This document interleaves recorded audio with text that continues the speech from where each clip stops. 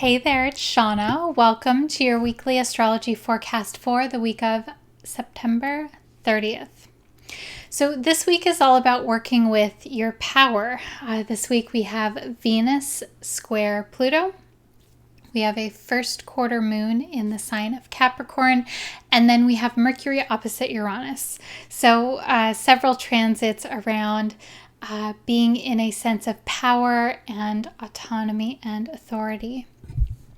So, as always, I'm excited to share the astrology of this week with you, along with 3 tips for you to make the most out of this week. First, let's talk about the moon. So, we have the moon in the sign of Scorpio Monday and Tuesday. This is really interesting because it links up with when Venus is exact square to Pluto. So, Venus-Pluto is an emotionally intense aspect, as is the moon in Scorpio. So I think the beginning of this week, there is going to be a deep sense of feeling tone. You may feel a sense of heightened emotions, or you may feel a little bit tender as well. Moon in Scorpio can sometimes symbolize that. And then Wednesday and Thursday is a little bit lighter. The moon moves into the sign of Sagittarius. Friday through Sunday, the moon is in Capricorn. We'll have our first quarter moon in Capricorn, which I'll talk more about in a moment. And Sunday, moon is in the sign of Aquarius. So we are in the waxing stage of the moon now. So we're moving toward the full moon next week. So this is a time of growth, of moving out into the world, of emotional expression. And the signs that the moon is in this week are more about moving out into the world as well. So Sagittarius, Capricorn, Aquarius, these are all signs that are focused more on what it is that a person has to bring to the world.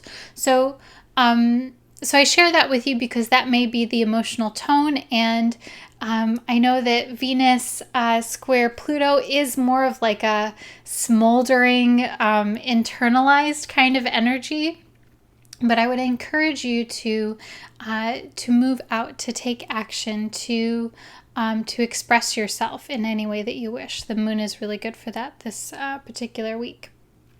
So, what is Venus square Pluto all about? So Venus is relationships. It is our sensuality. It is related to allure and attraction. It can be a symbol of what we find attractive, what we find alluring. And it's also about how it is that we connect with each other, the nature of the relationship dynamics. And so when this is in square to Pluto, Pluto is about the unconscious. Pluto is about things that are secret, things that are hidden, things that are known but unspoken.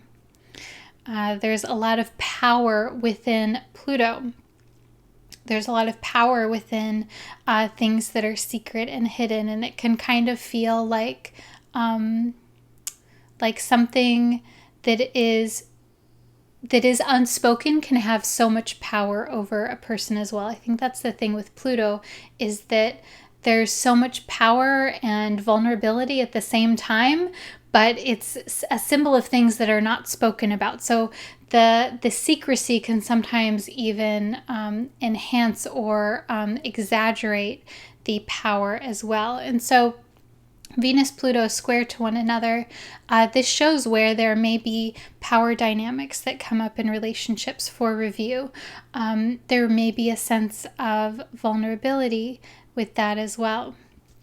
The thing with Pluto, though, is that it is also a symbol of healing, of being able to work through these very difficult states, being able to work through situations of trauma, whether that is physical trauma or mental or emotional, from something very literal to something more subtle. That's what Venus-Pluto is really working on. It's really working on how is it that you connect, and how is it that you work with your unconscious patterns? How is it that you work with discovering the things that are unsaid? So I realize that sounds quite intense. It can also just be a time simply of really deeply connecting as well. The other thing that's happening this week is the first quarter moon in the sign of Capricorn.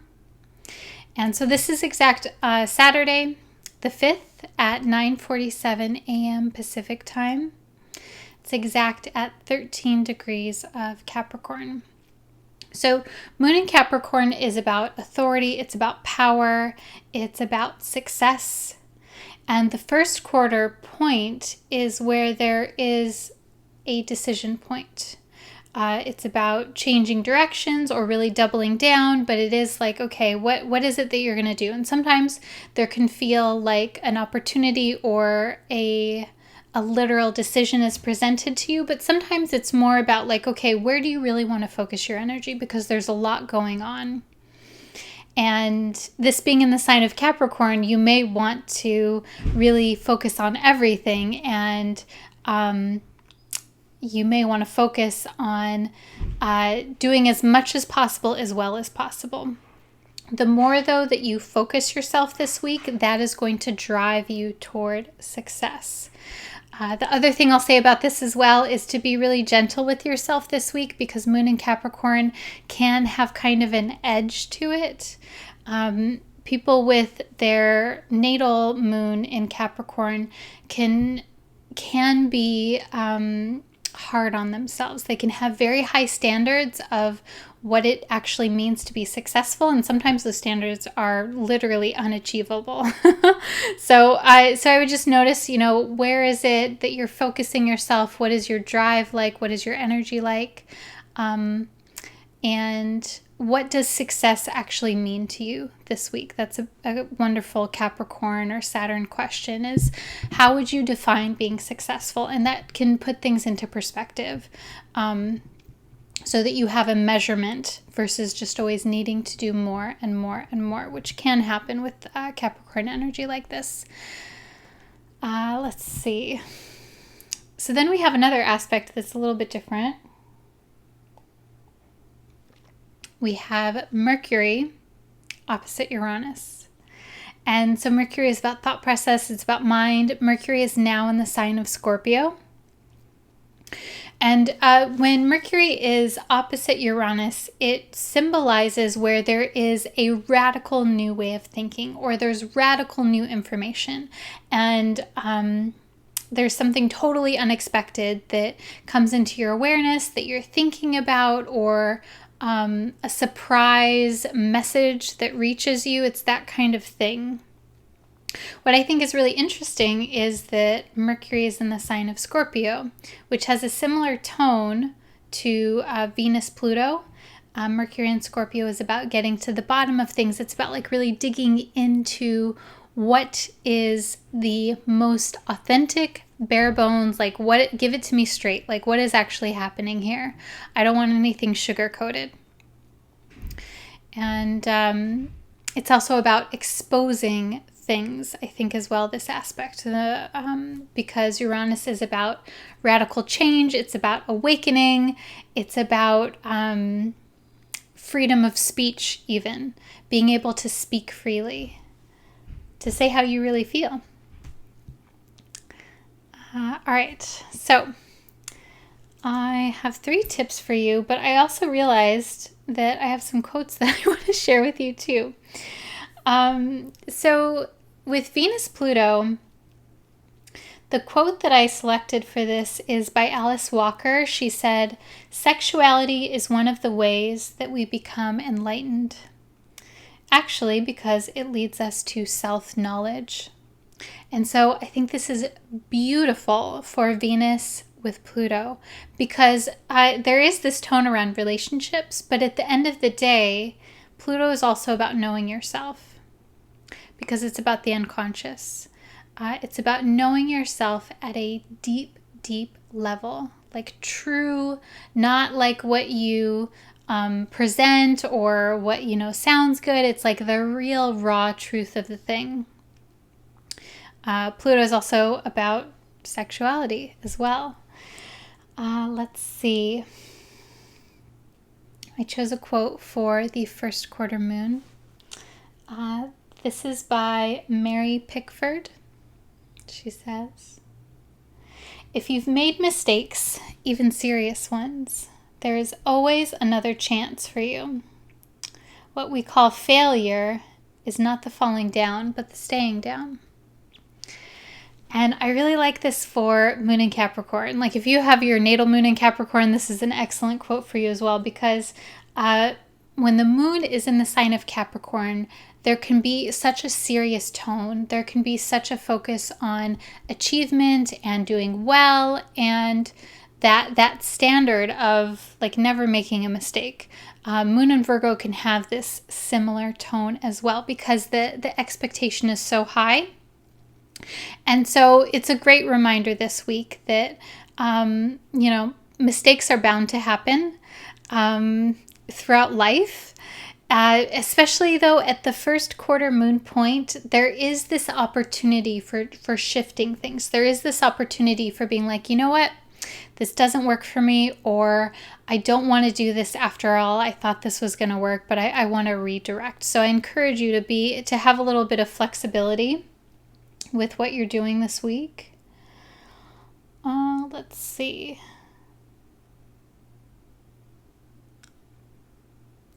Mercury, Uranus. The quote that I picked for this is from Anne Rice. She says, one moment, the world is as it is. The next, it is something entirely different, something it has never been before. And this is the feeling with Mercury Uranus, this feeling of like in one moment, something being totally different. So I would really watch for, what information are you getting? This may be elaborated on as well, since Mercury is going to be retrograde later this month. All right, let's talk about some tips that I have for you. Tip number 1, I would notice strong emotions. And specifically, what are they telling you?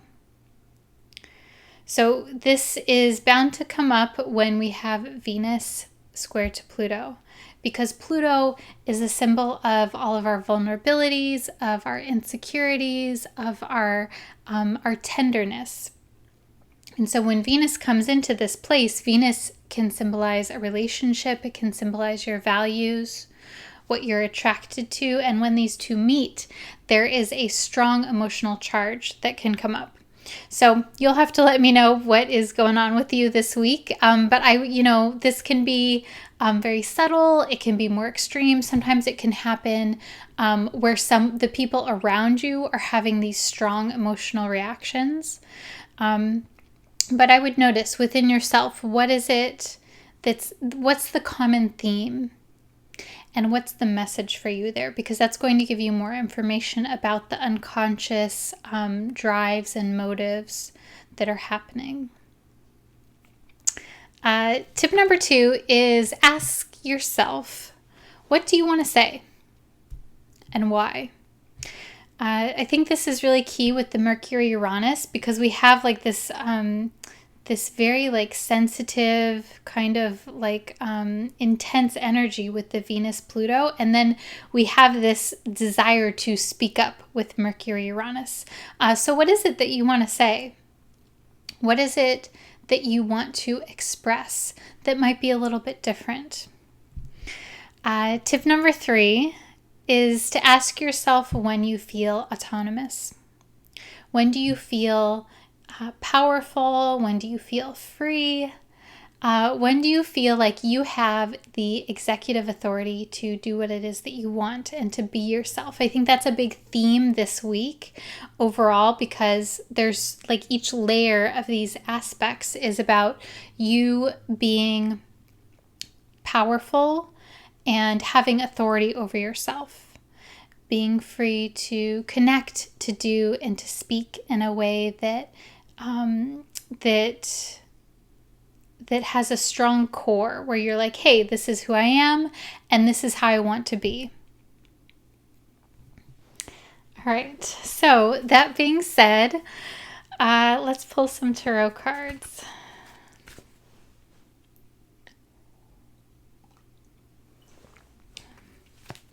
And I'll say also, if you haven't already, you can get my new moon or my new moon and full moon journal. The quarterly 2019 moon journal is on my Etsy page now. So I know several of you, many of you have already gotten it, and thank you so much for ordering it and enjoying it. I'm really excited for you to have it. We do have our first lunar cycle next week. So if you haven't already got it, you'll want to get it. You'll want to order it now so that you can get it in time. Let's see.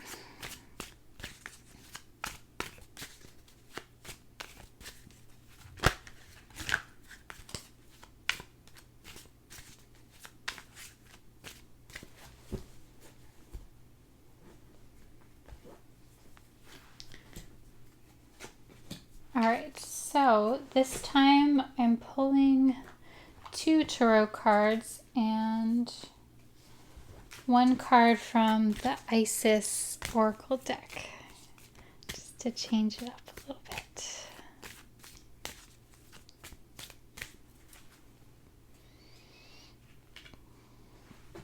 Okay, so 5 of Wands,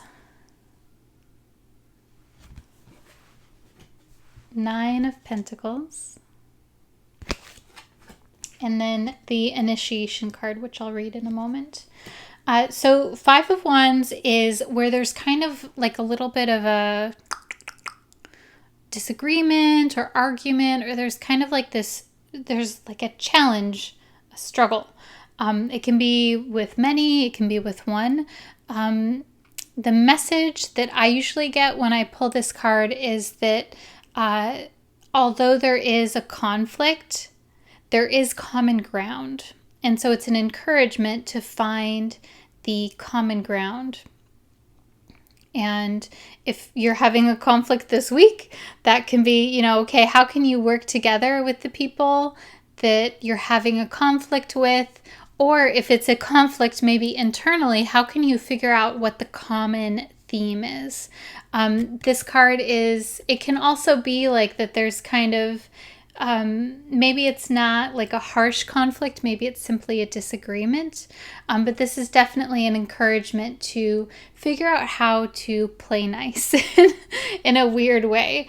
And that's not to say play nice and, sacrifice what it is that's important to you, but it's like, okay, how can you still feel like strong and express yourself, but then allow other people to do the same as well?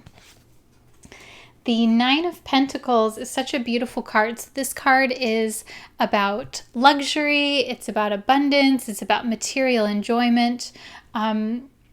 It also is, okay, how can you have all of these things and maintain a sense of power and authority over yourself? The thing with this card is that it has the little bird on it, and this bird denotes that sometimes when there is luxury and abundance, sometimes that comes at a sacrifice. Pluto is also about sacrifices as well. And so I would take this as an encouragement this week to notice what it is that you're going after, and is that taking away any of your freedom? Now, maybe some of it's okay, maybe some of it's not okay, but to be aware of how it is that you're positioning yourself. And then initiation. When you are being initiated into the divine mysteries of light, love, and power, there are moments of profound challenge. The key is to find the light within the challenge, the opportunity for growth that can transform any challenge into an experience of healing. With compassion and cleverness, you will not burn during your challenges. You shall thrive. So this reminds me of Pluto energy, this opportunity for growth and healing and transformation within a challenge. I think that is key whenever we do have a transit that involves Pluto, and whenever a person has a Pluto transit within their birth chart as well. It can be a time of like super intense, like feels very intense, feels challenging, but there's also this healing, this therapy that's happening at a very deep level. And so I think that's why with, tapping into your emotions and noticing what it is that's happening on the inside can have a very deep effect for you this week. So that's all for today. I'm wishing you a wonderful week. Again, if you are interested in following the lunar cycles, you can pick up my moon journal at etsy.com/shop/neofeminine astrology. And I'll have a link down below for that. Sending you lots of love, and I will talk to you soon. Namaste.